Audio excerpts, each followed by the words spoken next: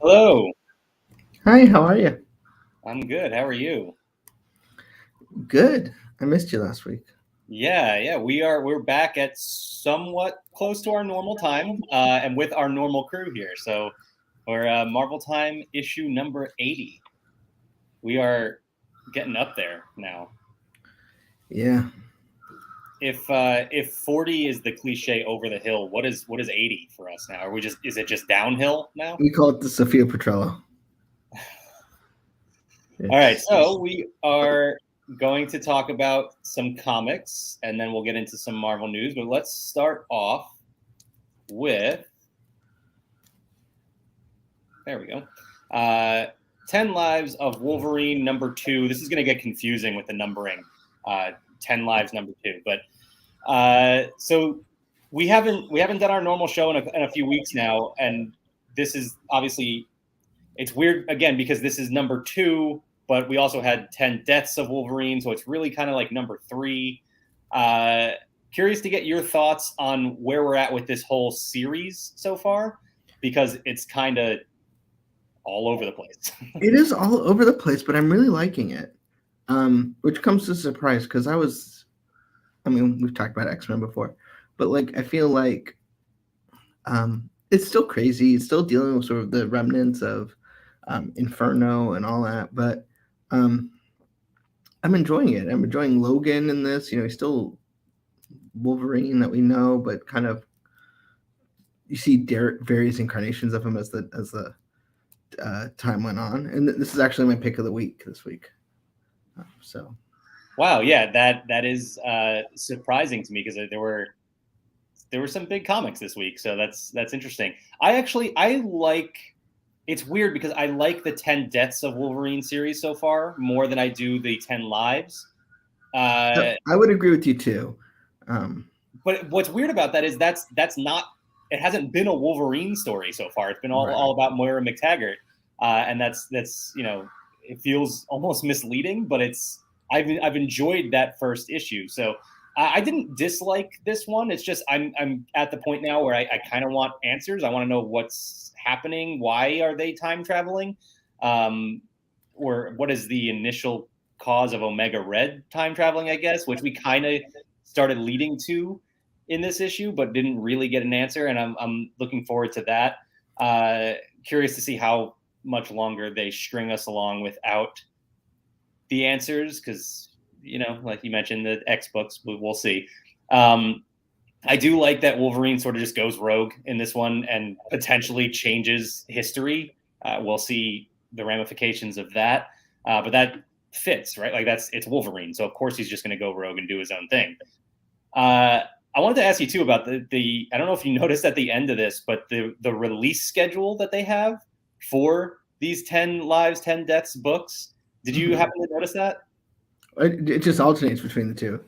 Well, yeah, Yeah. but they also, as opposed to actually like giving us dates or a time frame, they just say week 1, week 2, week 3. And I Huh. wonder if that has been like we give up, like we just this is when it's coming.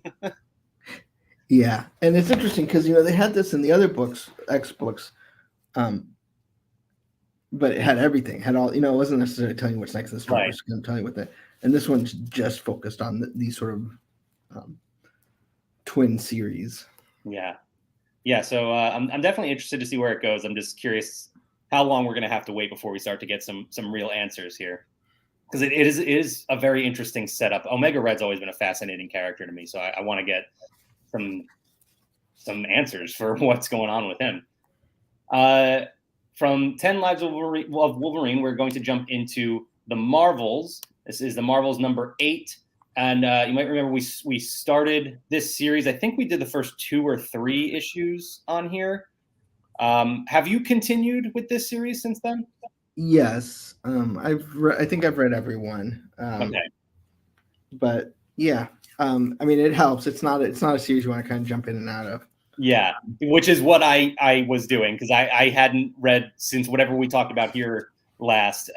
So I jumped into number 8, missing the last 4 or 5 issues.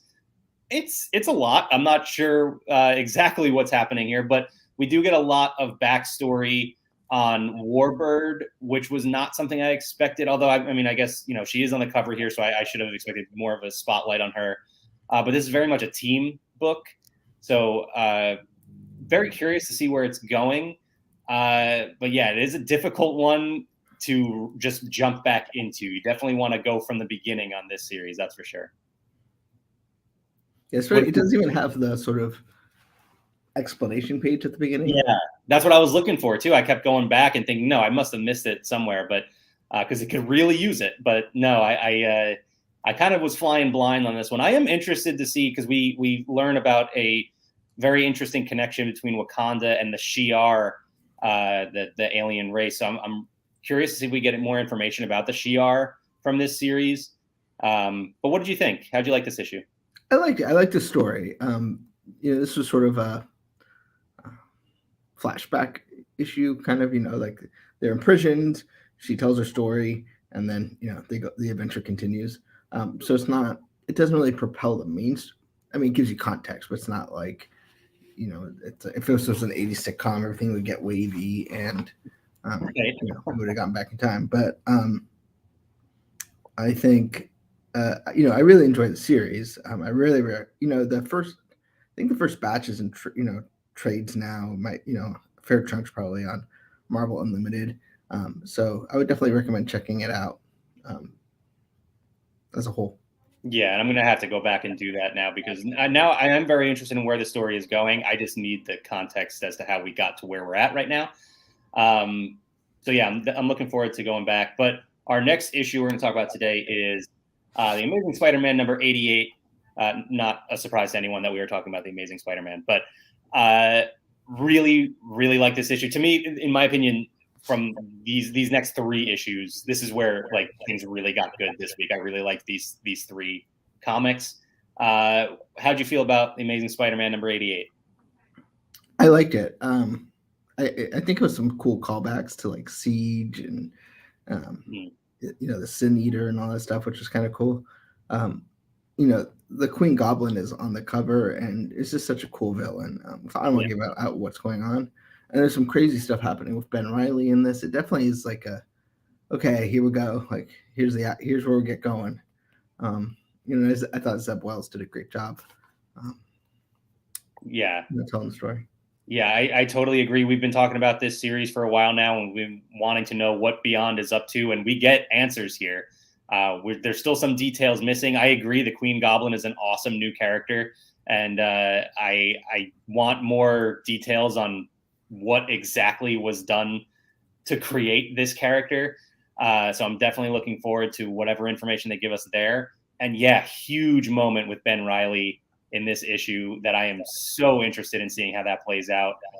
This was one of those moments at the end of this comic where I was like, oh, wow, I might have used a different word, but that's a huge exciting moment for this comic. And I can't wait until next Wednesday. I want to see where this goes. I mean, of course, this is when they'll probably jump back to the Peter Parker story, and we won't get the answer on Ben Reilly just yet. But I'm really interested to see what comes next. Really like this one. It was tough to not make this my pick of the week, but I really, really liked Spider-Woman. The Devil's Reign tie-ins, Spider-Woman number 19. This is my pick of the week, which, coming off of the surprise from the last Spider-Woman issue, this comes as a surprise to no one. I really enjoyed the reveal that Queen Varanki was involved. And that's one of those names too that I only ever seen it written. Varanki. I don't know. Do you have a different pronunciation in your head?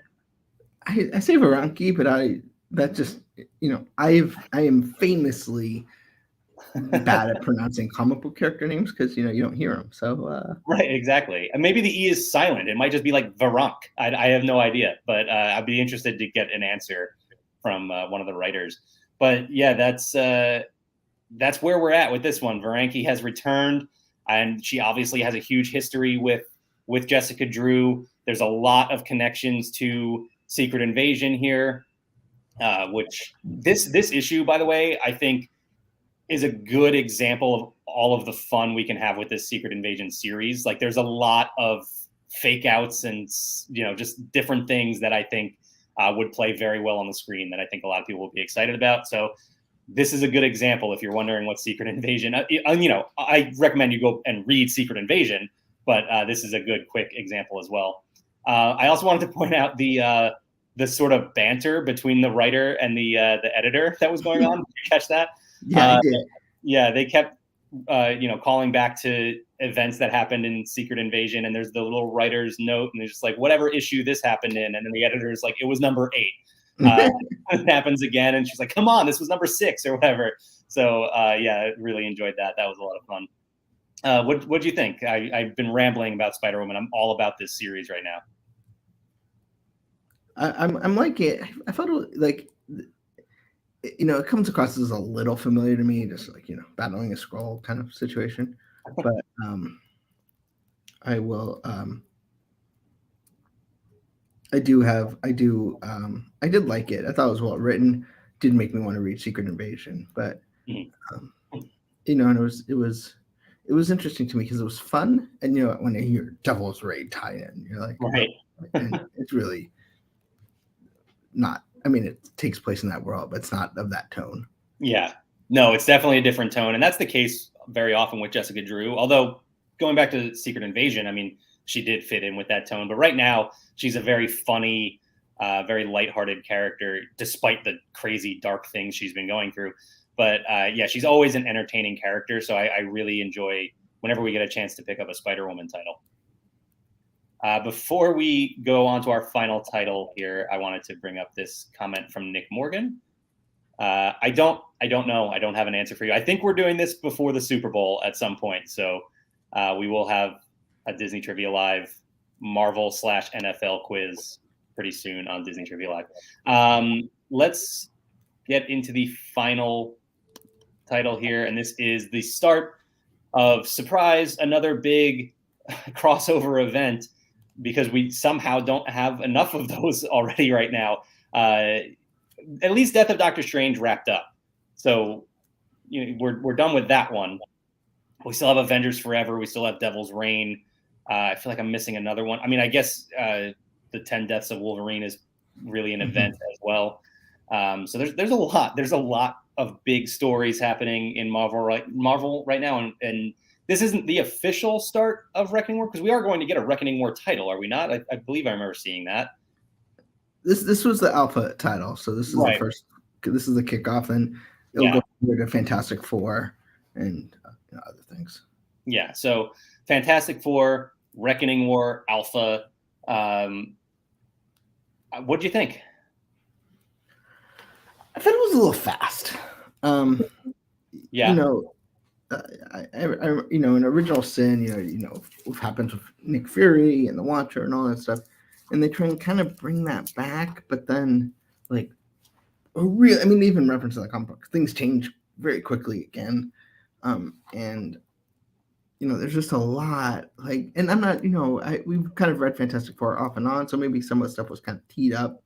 It just wasn't on my radar, but I just felt like there was a lot of there was a lot of different parts in this issue where you could have seen the cliffhanger, and then it just kept going and going and going, and it was like, okay, it's a little overstuffed.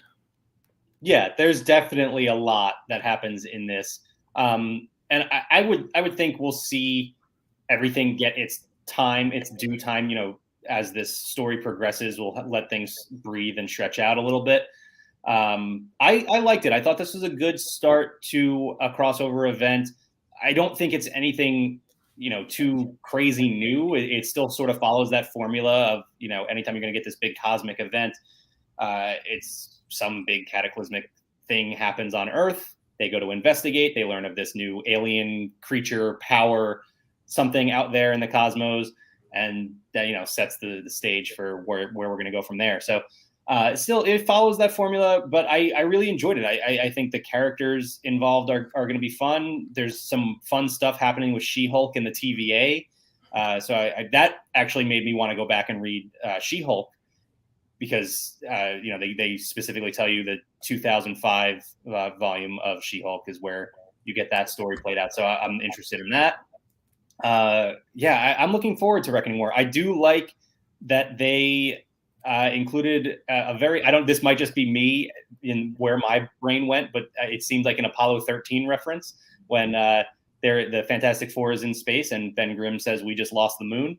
All I could hear was Tom Hanks' voice as I was reading that. So that was fun. But yeah, I love that Doctor Doom has a role to play. I'm interested to see how that plays out. I'm looking forward to the rest of this. I think aside from Devil's Reign, this is the crossover event that I am most excited about. Cool stuff. So let's transition from comics to news. We don't have a ton of news to talk about. There wasn't a whole lot happening in the world of Marvel. I do want to say this is like, I think the third time that I expected to watch Assemble, the making of Hawkeye today on Disney Plus, and it was delayed. And now at least that and the making of Eternals will not fall on the same week. So we're going to get those spaced out a little bit. But we will be talking about those whenever they do actually hit Disney Plus.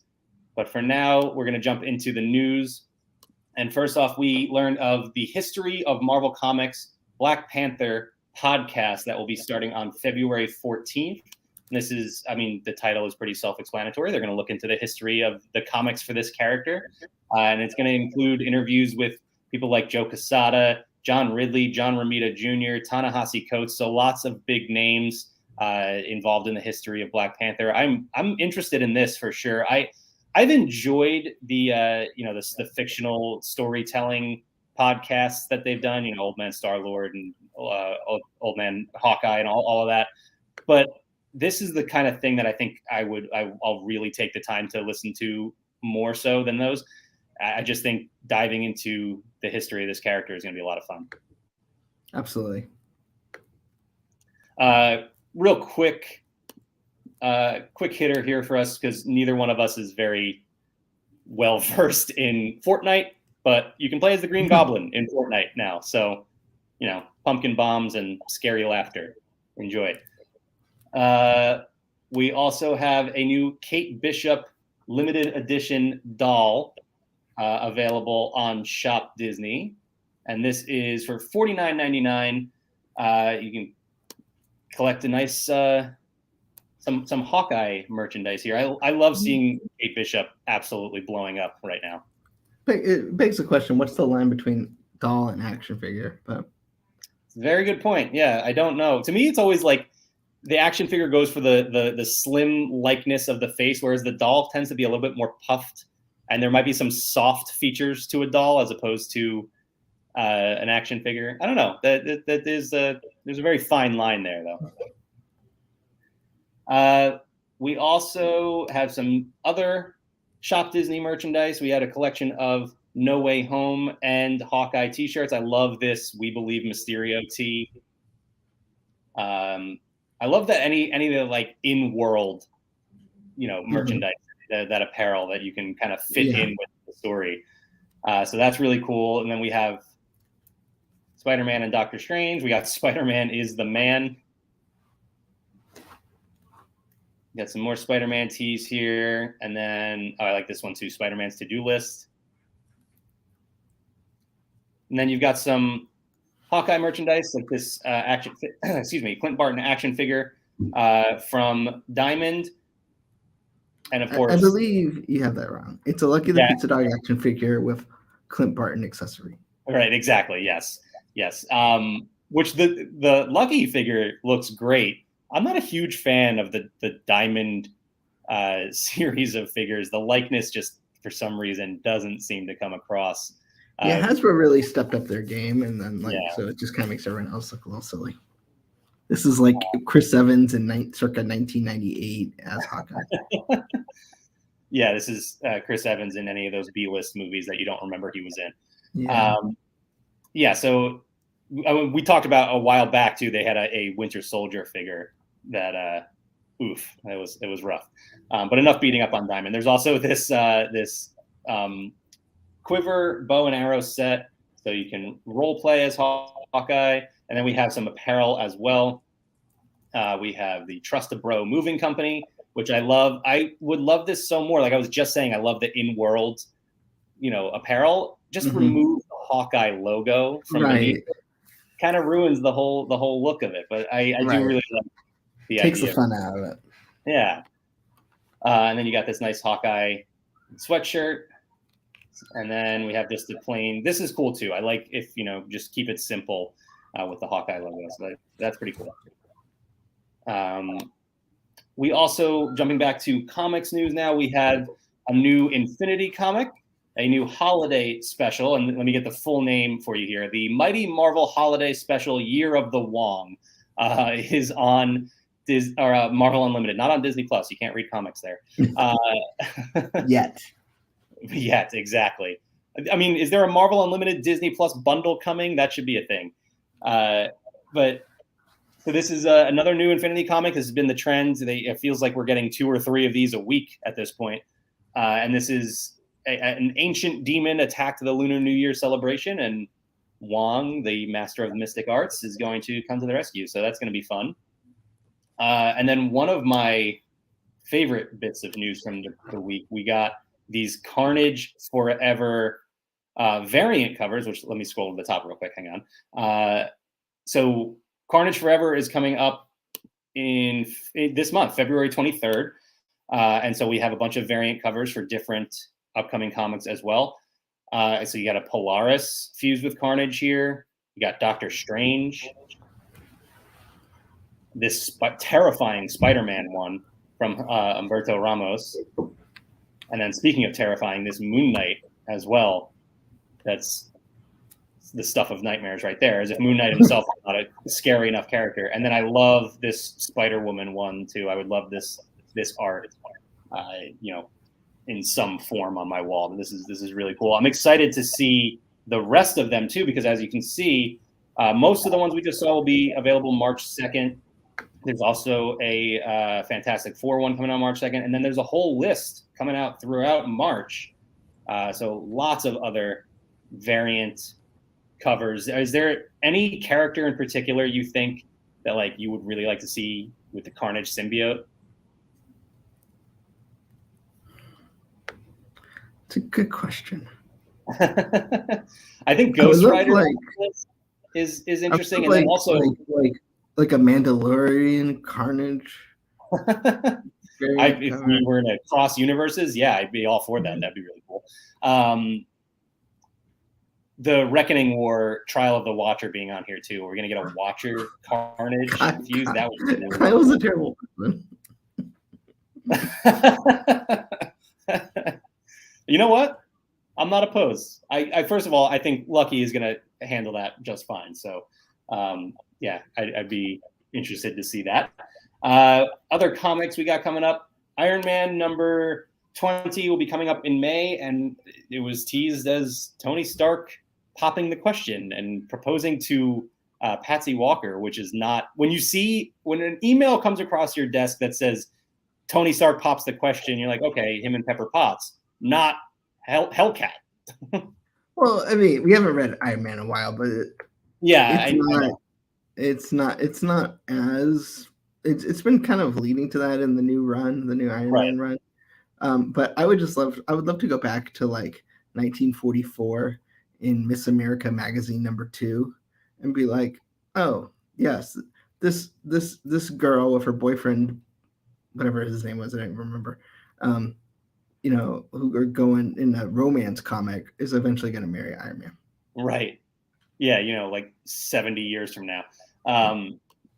Yeah, that's interesting. I want to get back into this Iron Man series because we did, I think, the first 2 issues on here, and I really enjoyed it. So this is another one that I got to go to Marvel Unlimited and pick up. I need to really actually start writing these things down so that when I lay in bed at night and I open up Marvel Unlimited, I actually have a list to go to, as opposed to just kind of randomly scrolling through. But so yeah, Iron Man number 20, that is coming in May. We also learned today about new Fantastic Four, which ironically is getting pulled from an old Fantastic Four comic and brought into today. This is following the the X-Men Legends and the what was the Spider-Man title? The Symbiote Spider-Man. Symbiote Spider-Man, yeah.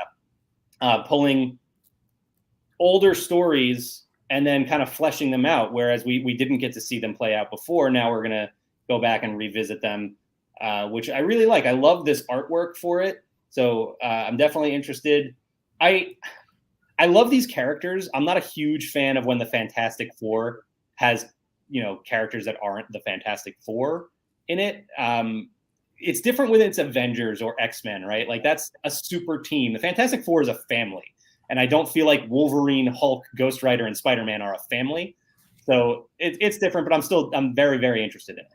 I love it's like, can you guess what time the story took place where the characters are Ghost Rider, Gray Hulk, Wolverine, and Spider-Man? Right. This is not a 2005 comic. This is right. And Hulk with that the suit on, the Joe Fix-It, all of that.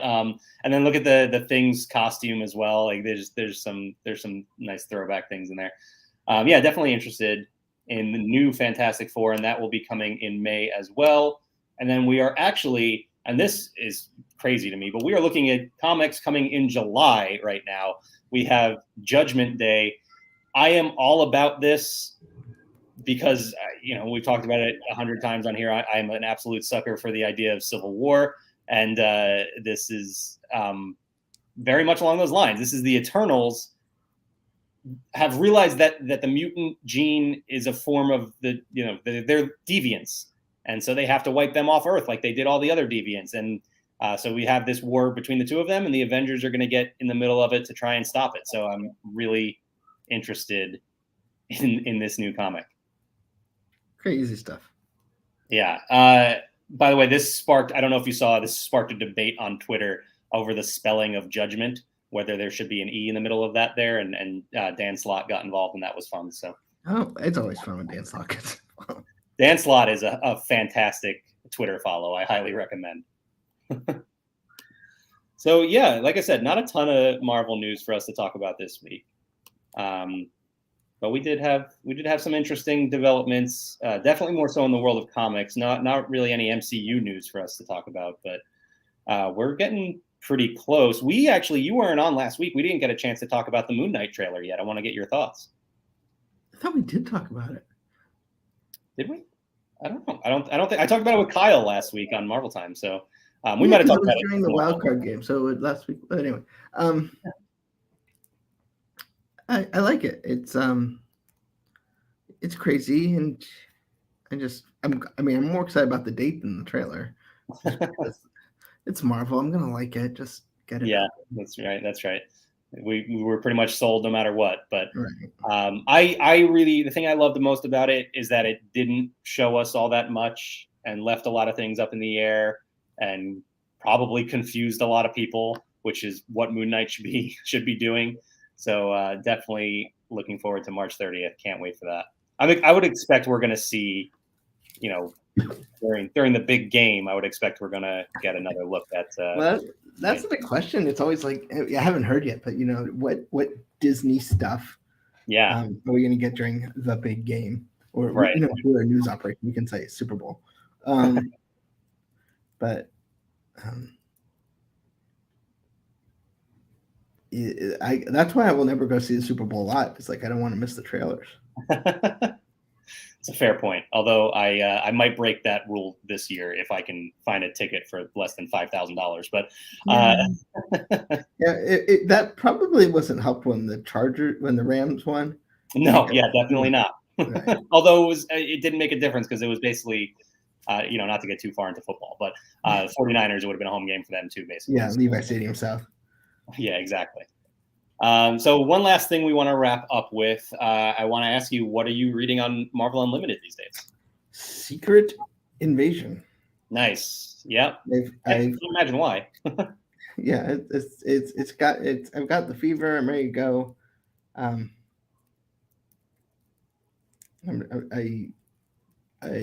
So yeah, that's what it's great. It's good comics. Oh yeah. Oh, it's so good. That's one of the few events that I've read, I don't know, at least 4 times. And I will definitely read it again before the upcoming series hits Disney Plus, whenever that may be. But I have been reading, and again, this fits with what you were talking about, Moon Knight. This is specifically the Charlie Houston run from, I want to say 2006. One of my favorites. It's super violent. It is not your typical Marvel comic, but it is a lot of fun and a great look at just how crazy this character can be. So I definitely recommend it. So yeah, that is just so people know, we later today at 4 o'clock we'll have LP Movie Club for the Ice Age Adventures of Buck Wild. You're not gonna want to miss that. And then tomorrow at 4 o'clock we'll be talking about Who's the Boss, and we're talking about Book of Boba Fett on Who's the Boss Live. Haven't seen it yet, so keep your crap shut. I haven't seen it yet either, so we're good. And next week, Marvel Time will actually be at 6 o'clock p.m. Pacific time. As we actually have Wednesday, Thursday, Friday, we'll have shows at 6 o'clock. First one will be Marvel Time. Thursday, we will have the LP Movie Club on the Tuck Rule. And Friday, we will have Drafting Place. Yeah, looking forward to getting Drafting Place back. That's going to be fun. So yeah, we will see everyone again next week. And then as Benji just laid out the whole schedule, we got a whole lot going on our YouTube channel. So be sure to subscribe. Thanks, everyone. Bye-bye.